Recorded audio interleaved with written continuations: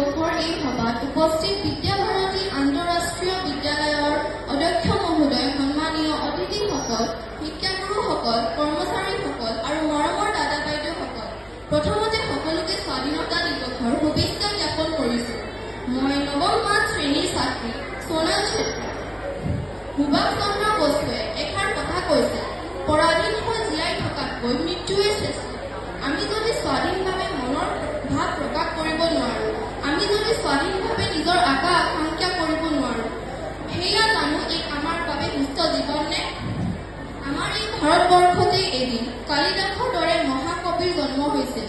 এই দেশতে বাল্মীকি আৰু ব্যাসৰ দৰে মহান পণ্ডিতৰ জন্ম হৈছিল কণিনীৰ দৰে ব্যাকৰণবিদৰ।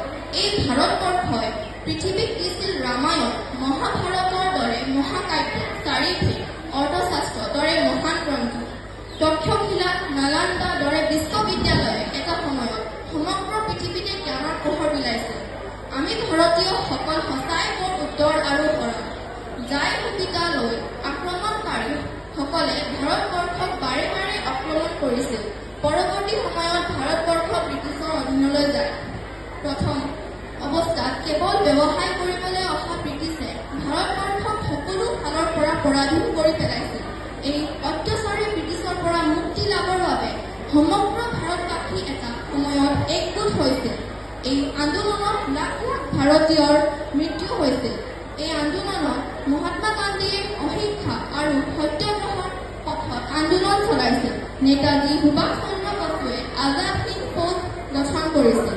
জগত সিং, ৰাজগুৰু আৰু মুভুকদেৱে বিপৰীত কাৰ্য কৰি জীৱন উপসৰ্গা কৰিছিল। বাল গংগাধৰ তিলকে স্বাধীনতাৰ জুই জ্বলাইছিল। সমগ্ৰ ভাৰতবাসীৰ অশেষ কষ্ট আৰু ত্যাগৰ বিনিময়ত ভাৰতবৰ্ষই 1949 চনৰ আজিৰ দিনটোতে স্বাধীনতা লাভ কৰে।